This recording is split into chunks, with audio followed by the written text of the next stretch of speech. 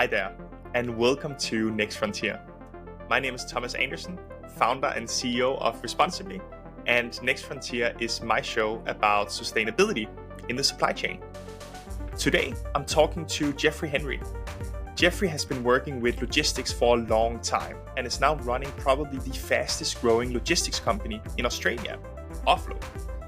Of course, given the focus of Next Frontier, we dive all into the sustainability issues around logistics. That means we'll discuss different tactics to decarbonize your logistics, and of course, the state of electric trucking. But it's not all about carbon emissions on this show. Sustainability is wider than that, and logistics, especially trucking, has some really interesting social issues. So we'll dive into that as well, including some of Jeffrey's personal anecdotes on a special product that can get mingled up with your shipments. Drugs. Okay, Jeffrey Henry, CEO and founder of Offload. Here we go.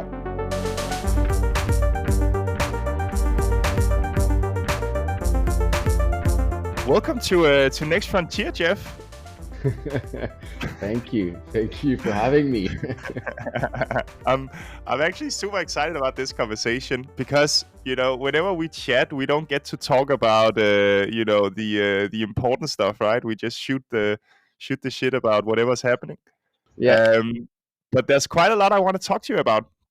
I want to talk to you about decarbonization in logistics, right? It's all about sustainable logistics today because that's what you do. So I want to talk about the kind of the scope 3 aspect of it, emissions. I want to talk about electric trucking. How far are we? Is that a pipe dream or is that actually realistic? I want to talk about the social side of ESG because I think when we look at logistics and trucking, we too often just get caught up in the emissions aspects of it. But I know there's some very, very interesting cases on the social aspect of it. So I want to touch a little bit on that. But before I get into that, Jeff, I obviously know your background very well, right? But I want you to talk me through it a little bit because you're now the CEO of one of the fastest growing startups in Australia, Offload. But you didn't start doing logistics in Offload, right? No, I mean, I had a career before that, I guess. But yeah, how far do you want me to go back? Because I can go as back as studied in France, actually did only arrived in Australia after a couple of years of experience. I studied in France, worked in finance for a couple of years and moved 10 years, actually almost 10 and a half years ago in Australia. And so off the back of standard route, when you don't know what you do business school, then you did the first internship in private equity, and then a stint for a couple of years in a hedge fund, then one in private banking at HSBC, and only lasted 6 months at HSBC. Then left and came to Australia. I didn't want to go into startup. I didn't feel it was my thing. I felt like at the time, the most exciting thing was finance, and so I wanted to be a trader. And so I've never heard anybody say that finance was the most exciting thing in the world. I mean, for me, it made a lot of sense. I've got 4 brothers. It was like the goal. Mine was the new Eldorado was going to be the trading floor, and it didn't work out. I've I applied for 3 or 4 months. I came in super junior, and it wasn't good enough. I don't know, just didn't find the roles, and so stumbled upon working at HelloFresh. And even the journey at HelloFresh was an interesting one. It wasn't straight office job. I actually went into managing the warehouse. And managing literally where do you place the foods, where do you put the conveyor belts, where do you do everything in procurement, and in packaging, and how do you solve those pain points? So that was actually super interesting and tough. I'm not gonna lie.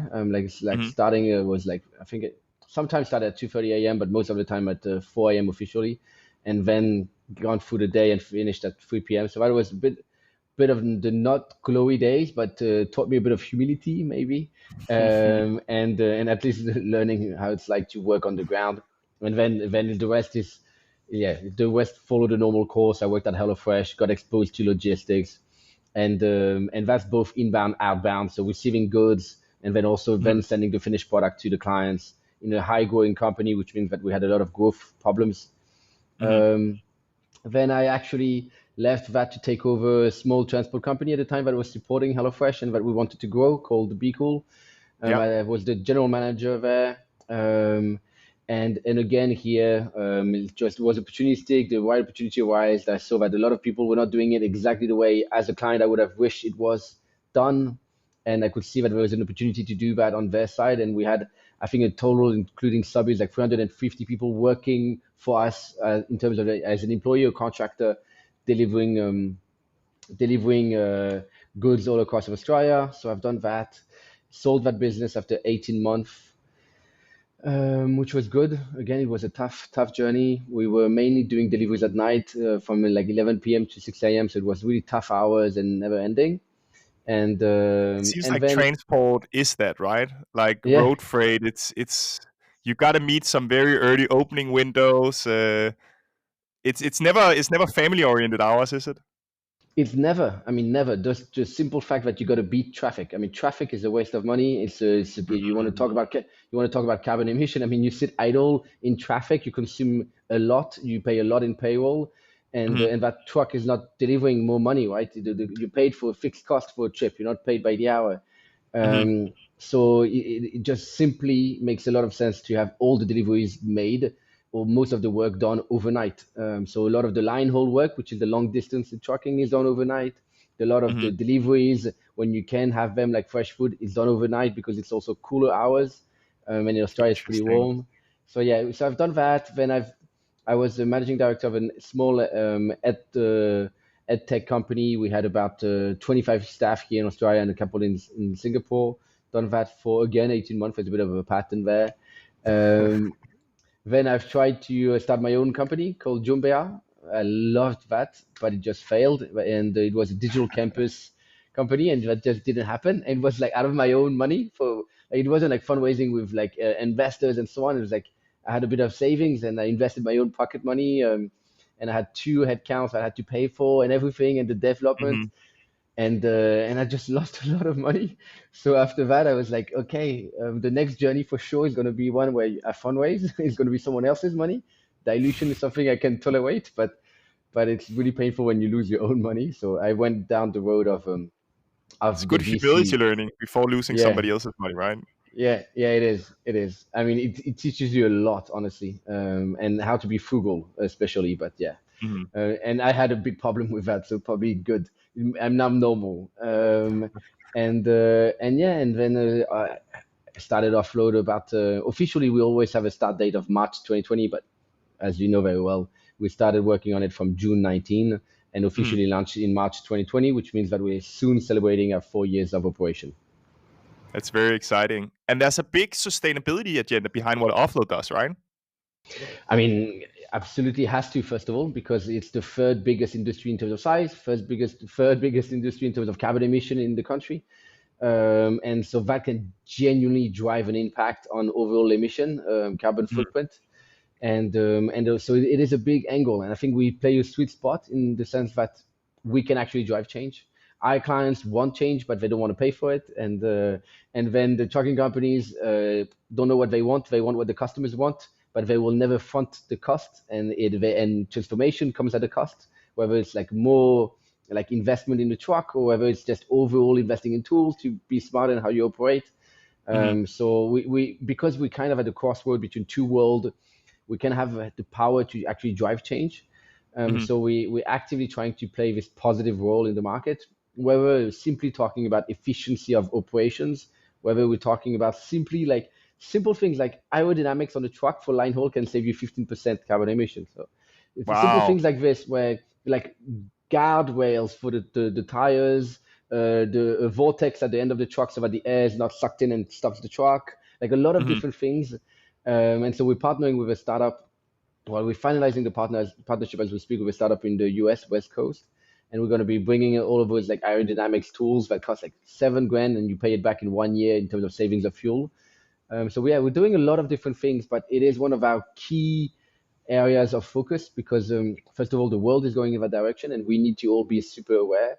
And no one can drive the change in silo. Not one given shipper can change the industry. No one given carrier can change the industry. So it needs to be done by someone in the middle, whether you call it a central authority, whether you call it offload, whether you call it whoever, but someone in the middle who actually kind of gathers the market data and has the leverage to invest to do it. So if we don't, then no one will. Is the vision still to eliminate waste? Official vision, you mean? The clearly, it's not even like a statement of values. It is genuine waste, mostly in the long tail. We always talk about the long tail more so than the big guys, because in our industry, the long tail is where actually there's the most ability to drive change. It's smaller companies that actually we can support a lot more. So yeah, it is. It is. Removing waste, but of course, a lot of things. When waste is not only carbon emission. Waste is about the fact that 30% of the trucks drive empty, and just filling that just because it is waste. Yes, of course, empty miles driven is a carbon emission, but also like it is operational waste. And so like when we do those things, we have an impact that is broader than just carbon emission, but is a positive impact. And so yeah, we tackle it in a lot of different angles. That's amazing. I really like this case, right? Because often when you talk about sustainability or people think about sustainability, they're like, okay, it's more sustainable, it's got to be more expensive, right? But reality is a lot of sustainability problems are related to what you guys have, right? Which is wastefulness. And if we drive efficiencies, if we fill up, the trucks, if we eliminate the empty kilometers of trucks coming back empty, the price goes down, the cost structure goes down, and the footprint goes down. I think that part is fascinating. Yeah, I mean, absolutely is, and it's tangible. Mhm, Like it is genuinely tangible. It's not like words or numbers on the slide. Like for sure, there's a dynamic in which like some areas produce more than they consume, and there's a mhm, natural imbalance. But most of the waste is because there's no knowledge. mhm, There's just it doesn't work that way. Everyone competes against each other, so no one says actually don't go there, you'll come back empty, and the other way around for another trucking company. So mhm, there's really that ability to do that, and we are at a scale, and we're only 4 years old, right? But we are at a scale where we already do it, right? And not disclosing any clients, but sometimes we even wake up like, why do we have like 40% margin? Well, because we are optimizing return trips in a good way, because it's LTL, which means like pallet movement, and a truck can carry 22 pallets or 34, 36 pallets. And mhm, it's actually combining a lot of pallets together so that we make a truck full, because most of the time it's not full. Even if it's not empty, it's not full. So we mhm. like genuinely optimizing that way. It's like reduce costs, which is usually passed through, or at least makes businesses more sustainable. And then of course reduces the amount of trucks on the road altogether. Fantastic. I love that. I think that's impact capitalism, right? That's where we can create scalable change because it's not just dependent on somebody being goodwilled or a PR campaign. It's just good business, pure and simple. Um, you're based in Australia, Jeff. In Europe right now, there's a lot of regulation coming up around Scope 3 regulation. You got to report on it, you got to calculate it, and that, of course, means logistics. You guys are based in Australia. What's the maturity down under from a Scope 3 standpoint? Is that something clients talk about? To be honest, and I think that Australia had a bit of a bad rep when they went out of a lot of treaties, and that's mostly because the entire economy actually relies on industries that emit a lot, right? The Hmm. mining industry is very big here and so on, and just for all of that reason, they actually haven't committed to a lot of the treaties out there because they need to protect their own industries. The That being food said, industry is huge as well. huge, exactly. The meat industry, which Hmm. emits a lot. But so that being said, so at a country level, there isn't a massive push. From next year onward, all businesses that turn more than 250 million will start to need to report, and so they are Okay. doing things, right? It is happening, but the On good Scope 3 thing as well? on Scope 3, yeah, but only Amazing. 250 million plus businesses. Yeah, got it. But the real good thing is that most of the businesses that exist in Australia are multinational. Hmm. Um, and what that means is that yes, there's local players, but it's a small market. So usually it's very big multinational brands that we all know that also operate here in Australia. Hmm. And those companies have worldwide policies. Hmm. And usually they tend to adapt the stricter policy of the one country or one area and try to replicate that across the entire markets. And so we see a push that is broader than what the regulation is across most of the larger international players and clients that we have. So for Okay. that reason, we are kind of in a weird situation where we don't follow the rules of Australia in order to understand where things need to go and how to push. We follow more the policies and internal policies of the multinational companies that are our clients to understand what are their requirements. That's fascinating. I think it's really fascinating, like how this works on a macro level. We see in, I mean, we're obviously based in Europe, right? So we follow kind of those regulations very hard. But we see, for example, some of the due diligence requirements on the supply chain coming into China, and Chinese companies now wanting to do what the German companies have to do simply because they have German customers, right? And you're talking about multinationals and how they're bringing that over to Australia, etc. It's really interesting how there's these ripple effects, right? It's not local. It's you can really kind of impact beyond your own national boundaries. Absolutely, and and I think that while we can still debate on who pays for what, right? Because everyone is actually keen, right? I don't think there's anyone right in their mind that would disagree with the need for change, but everyone has a P&L, and no one really wants to pay for it. So yes, we are, us as a business model, fortunate to be in a position where the impact we drive usually comes with tangible savings or efficiency gain. Um, but if you talk to me at a macro level, like I see the same pattern, right? Like it just needs one person there forcing and like some aspect of reporting, measuring, accuracy, or at least limiting, offsetting in some cases your carbon emission to drive a full change across the entire company itself. Hmm. And I do think that at the client level, people are enforcing suppliers a lot, and it always comes first. That you do it first. So when you have high volumes, you force your suppliers to drive change, but at some Hmm. point, your clients, the end consumer, will drive it. And so I am seeing even in Australia a trend where most of the big companies that are directly selling into the consumers are for now more closely greenwashing or communicating super well on PR, not doing tangible real things, but they're forcing the suppliers to. Hmm. And so it's a weird thing where it will catch up on them, and the consumer will force that everyone across the chain, not just the suppliers, because it's easier to do it. But there's change happening for sure. That's an unfortunate thing, though, right? Like, how can you have credibility convincing a supplier to do something that you're not doing yourself? Yeah, I mean it's a tough one. Usually it's only pure contract size leverage, the Hmm. old-fashioned way. Yeah, yeah, 100%. It's down to the bargaining power. Yeah. Okay, so if I'm a sustainability manager, Jeff, what should I be thinking about when it comes to reducing my footprint with logistics?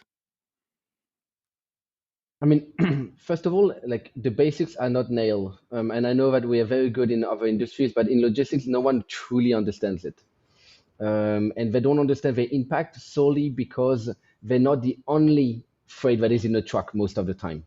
Hmm. And so, how do you measure accurately, right? Outside of asking your suppliers and transport company to sign a statement or to report an odd number that is never really audited, it's very Hmm. very hard.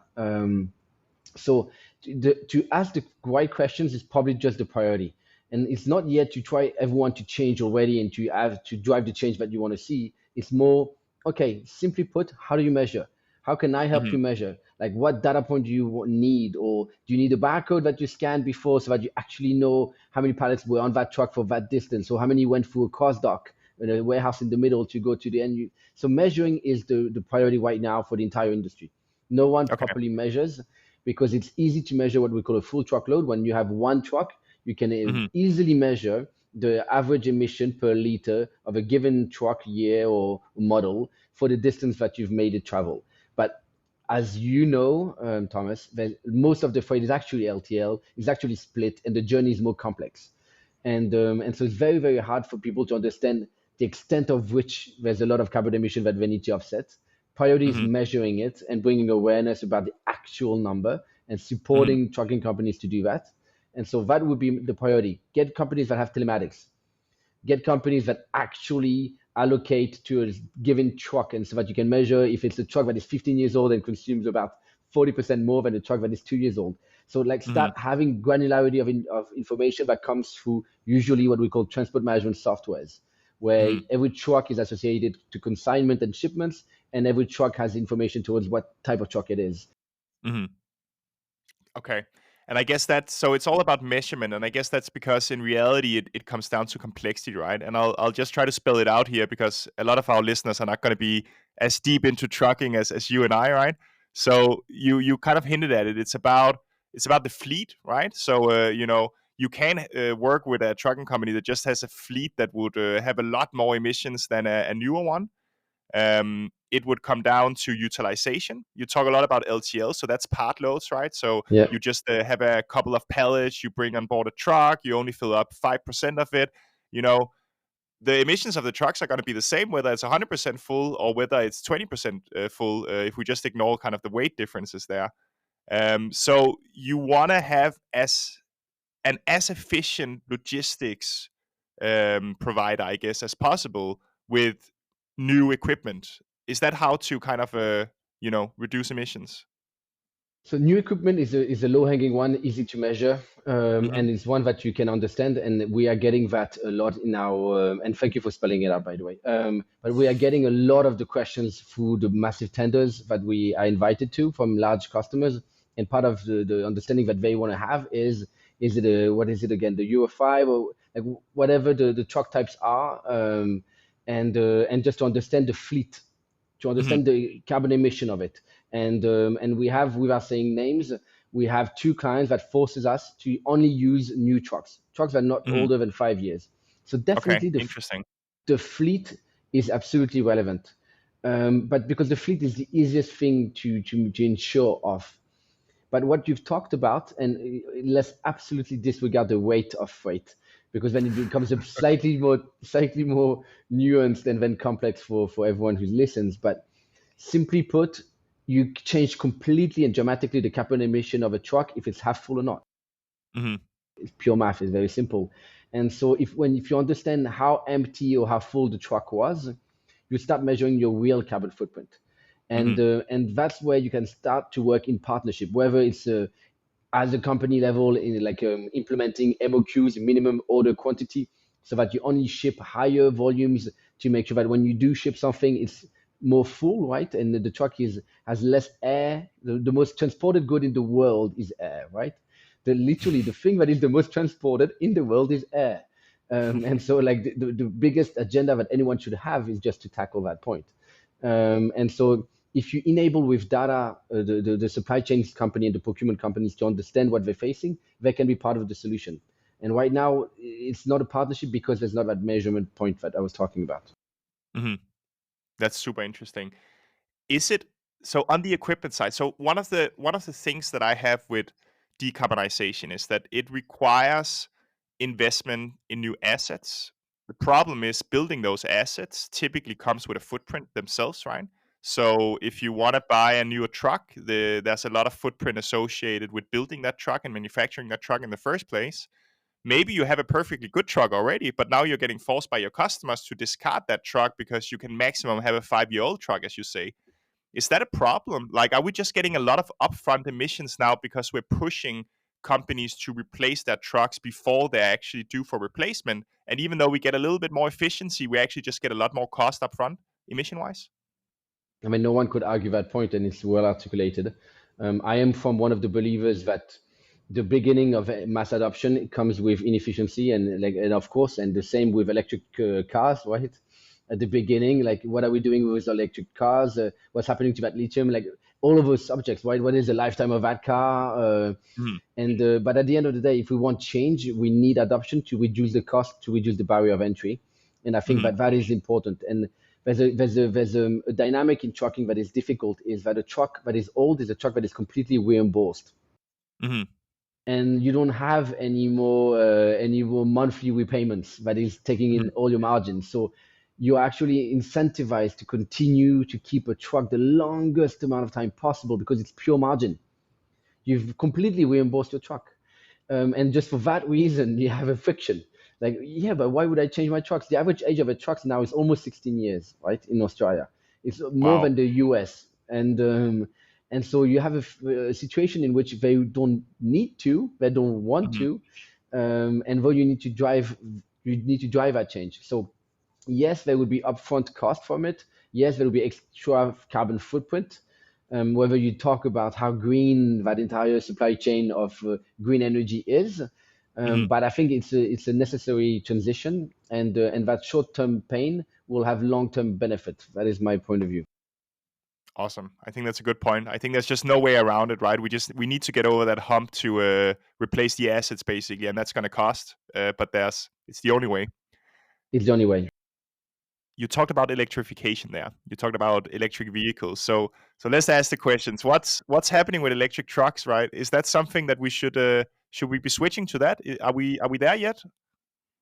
So I think, like everything, it's only by having some people invest that progress will happen. Hmm. Um, so we're already there for electric, yes, 100%. Then is electric relevant for the entire supply chain? No, not yet. What I mean by that is electric an issue that is difficult. Both the fact that electric batteries take a lot of weight, and every road has a maximum amount of weight they can take. So the weight of the Mm. batteries themselves reduce the weight that you can put in a truck. And so that reduces the space, and at least the regulation needs to change here in Australia in order to compensate for the loss of revenues and not only Yeah, the extra cost. I And think it on did top in of that, California. it did I in think they California. allowed electric vehicles to drive heavier than normal trucks.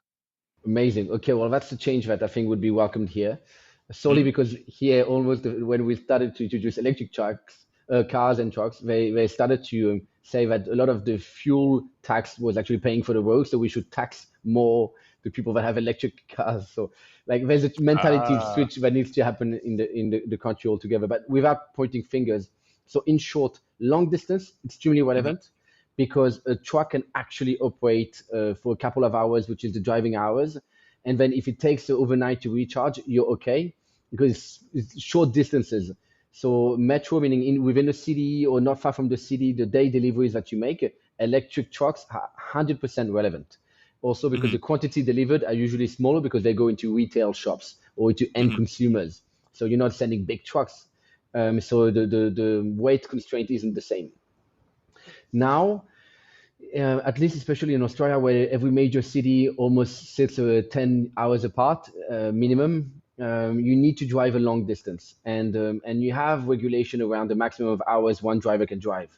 And so if Mhm. it sits idle for 2 3 hours, even imagine that we're super efficient with supercharged batteries that they're creating and chargers, that still means that they cannot do that same journey in one day, in one Mhm. working day. It would break it out. So for now, the answer that Australia has promoted is hydrogen for long distance and Okay. electric for shorter distances. And so we're part of a consortium, offload, part of a consortium with Heoinga, which is a hydrogen company, and we are bidding. We've done a bidding that we lost sadly in Victoria, but we're still in the race for New South Wales to implement hydrogen charging stations in New South Wales and to implement some along the highway to be able to then build the fleet. That's fascinating. It's really down to the economics, right? I read up a little bit on the kind of the progress they're making in California with the Tesla semis. And what I found really fascinating there is that they're now able to charge that truck in, and this is probably going to be wrong, but somewhere around 30 minutes. And that's when it becomes game changing, right? Because the truck driver needs to take that stop anyways, right? It's regulated and they need like a 30-minute stop. If that's all it takes, then you can go wherever you want. You're like, it's the same. Yeah, that's by the way. I mean, Tesla they super strong on safety as well, which plays a key role in the trucking industry. But that's impressive. I wish like I had reached out to Tesla and we're trying to see if there was any like a way they could come to Australia one day. And Hmm. there's one thing that is frustrating for Tesla. They are, I think don't quote me on that whether it's like 10 or 15 centimeters too wide for the roads here in Really? Australia, so they cannot Uh, come in Australia. So sadly it's not going to work. But Volvo released an article today about their long distance truck that is coming to market. okay. I don't know about the length of charging. I know that they're making tremendous progress there, that's for sure. And especially in Australia, we won't have some of the challenges that they're facing in the US with the winter storm, where the electric batteries are not Oh really yeah, I saw functioning. that with the Tesla's just standing still, can't drive anywhere. That was terrible PR. Terrible PR. Honestly, horrible for them. But we won't face that issue. I think Australia has honestly the ability to invest. There's a lot of wealth in this country. It has the ability to wealth. It isn't pushed actively by any institution. But I do think that there'll probably be change, not lagging by much compared to the US. And Hmm. in Europe, at least, there's someone that is in a similar business model that you know about called Sender, and they just released this very interesting partnership with Scania, where it's a pay-per-use. So to remove the barrier of entry of using electric truck, you only pay per the time you use it. And then we have a partnership with them where they guarantee a utilization rate, they guarantee volume, and so on for Scania to make sure that they don't lose money. But a trucker doesn't have to take that risk, and they just get access to freight. So it's literally a truck driver jumping in a truck to do some work that is guaranteed and paid on time and so on. And so Interesting. we're in talks with Scania trying to replicate that model. We'll see if it's successful or not. But I think that we'll lag by maybe all the time a year across the progress of the US and Europe. But change is happening here too. That's fascinating. I read a business case as well when I fell into that rabbit hole around the Tesla semis. When you charge it, if you have a charging stand where you have solar panels, then you can charge it at like a tenth of the fuel costs. And for me, that was fascinating, right? Because then we start having a business case, right? Then we say, practically, we can drive the same distances because the truck drivers need to take the stop anyways. The variable cost is such a big part of trucking, right? And they run a narrow margin. So if we can cut the fuel cost to a tenth, wow, that's insane. And then all we need is the logistics infrastructure, right? And that's going to be terrible in Europe because the routes are everywhere. But where you guys are, a big part of the freight is just in a few key routes. So Yeah, if you just absolutely. install the infrastructure there we I go. mean, absolutely. And I think, first of all, we estimate that about 35% of your cost that you pay is fuel, Mhm. right? Wow. So it is extremely high. We have that estimation is pretty accurate because it's part of what we call a fuel levy, which means that we need to compensate trucking companies for the volatility of fuel. And when it goes up, we're not going to pay the same price. So we know Mhm. and we measure that it's about 35% the weight of fuel on the total cost of freight. And so that's really an interesting point. Then electricity here in Australia is not green yet, right? There's still coal, there's still things like this, so we're on a journey. Yeah. But You guys have a lot of sun though. we do have a lot of sun though, so something can happen for sure. But I'm seeing it right. I'm actually in the process of getting electric trucks because I have a self-sustained Tesla battery, Tesla charger, and solar panels on my roof, and like I can even I put aircon all the time. I like consume crazy, and like I think it's like what is it, 50 square meter of solar panels is actually making me put back in the grid about what is 35 kilowatt a day, considering that I'm here, like I'm have aircon, I have a lot of usage. It's a large house, Mhm. and even with only 50 square meter, I can sustain all of that and give back to the grid. So for sure, solar panels, I think, is very feasible here. Fantastic. It's a very interesting discussion. Let's see how fast it moves. I feel like we always overestimate those things, but it's very exciting indeed. The last thing I want to discuss in kind of the decarbonization side of things is, so you're focused on trucking, right, and road freight. But what I hear a lot of sustainability managers looking at is, can I switch around my modes of transportation? Can I, run something in a boat instead of in a plane? Tell me a little bit about that. How does the mechanics work there? What should you be thinking about?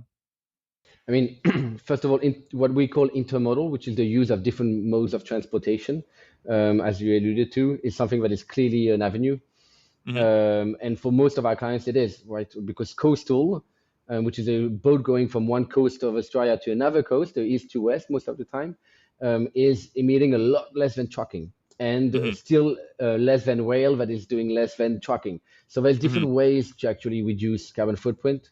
Rail network in Australia is not as big, but it's most of the times because people don't have the resources to plan the logistics around the complexity of the lead times, meaning the time it takes to get your goods delivered by boat is much Hmm. longer than by car.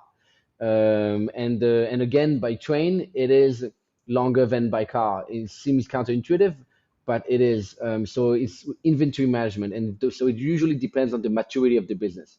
Most Mm-hmm. established businesses that have a strong understanding on the inventory and stock levels and have a plan and forecast are moving towards intermodal.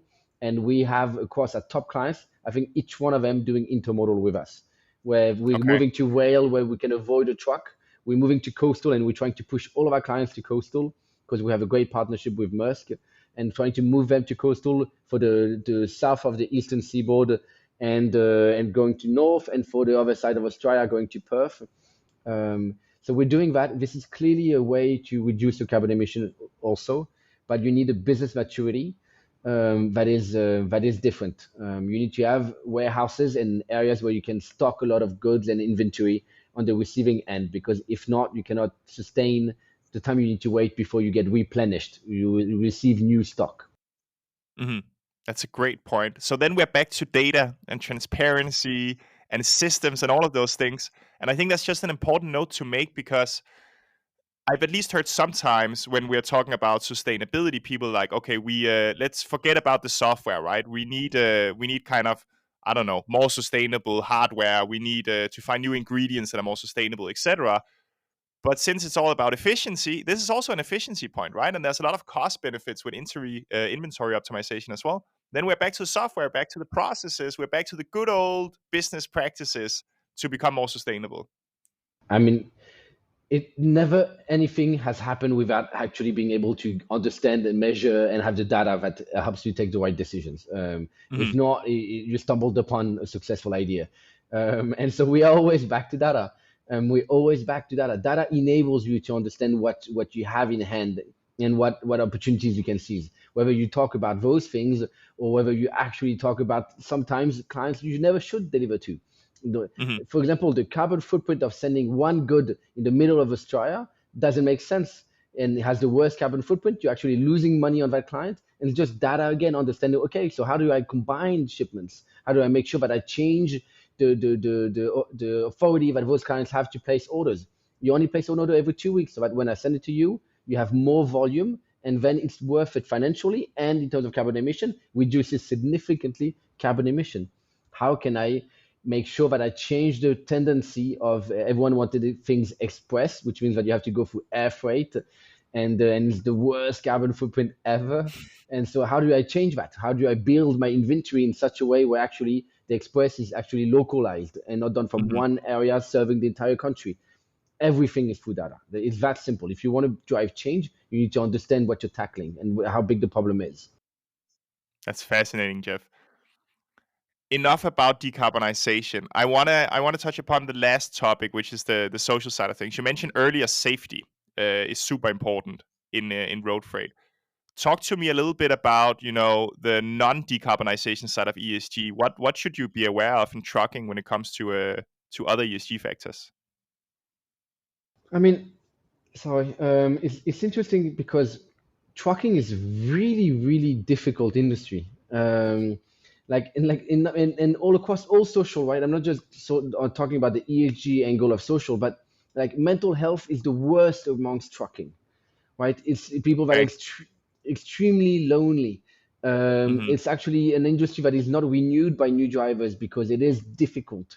Being on the road is not no longer a sense of freedom. You're literally bounded and limited, and have a sense of handcuffs to your clients, to whoever you work for.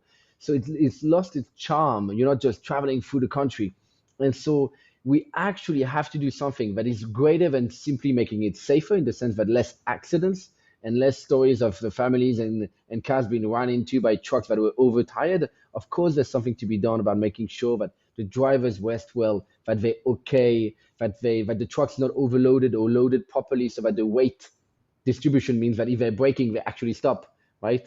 Because wherever you place the load and your weight in a truck changes completely the way the brakes work. So there's a Mm-hmm. lot to be done around what is the regulation, and the Australia is doing a lot of what we call chain of responsibility, and it's the responsibility of everyone in that chain, whether you're the client, whether you're Coca-Cola, for example, or your warehouse manager, or you're someone loading the goods in the truck, or you're the truck driver itself. You play a role in it, and so everyone is bounded to do the best practice out there. But beyond that, there's really this angle about how do we make sure that this backbone on any economy is sustainable, that people want to work there, that there's no longer mental health issues or drug usage issues that we've had the past decades around this industry. So this is something that we try to play a role in. We've actually tried to see, like, can we associate ourselves with bodies and train some drivers to come in Australia, or can we try to lobby with different institutions to lower the minimum age requirement to have a license, so that, because you never start a new job when you're 21 or plus, right? You start a new job when you're 18 usually for those kind of jobs, and you don't do a PhD. And so trying to play a role where we get new people excited, when you make the job easier, but overall it is a very, very difficult challenge.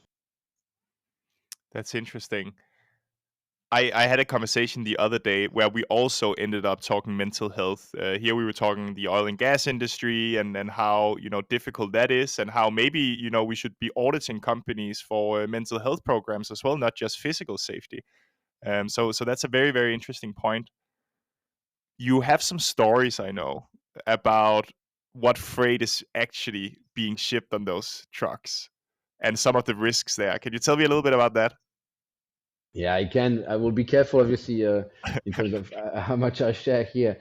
But yes, I mean, in Australia, and I think it has been the case actually in a lot of areas around the world, there's a bit of a bad reputation around the freight industry, and about the fact that you don't always move the consumer goods or FMCG goods or things like this, and you sometimes end up with shady businesses that actually use the front of a trucking business to move drugs. And Hmm. in my specific experience, I remember, and much younger, without giving the age so that people cannot map it out, but there was like warehouses where in the freezer area, but the -2 area, there would be pallets of drugs that would be there. Everyone would kind of know, but without really wanting to know anything.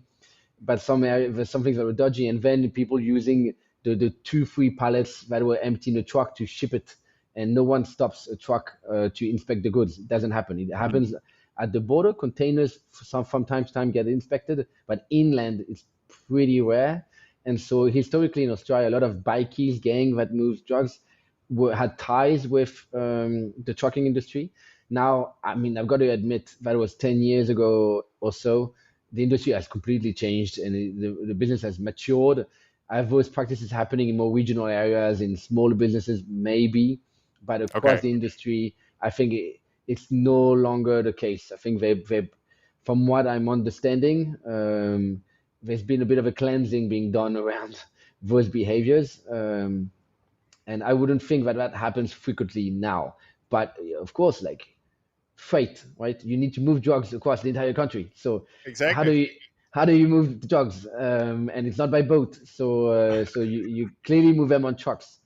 So now, from what I've always gathered, and you're asking me, so I'm sharing, it's usually done through fruit and veg, and Okay. what I like raw material fruit and veg, either because it's hidden into it, if it's like cocaine or hard drugs and stuff like that.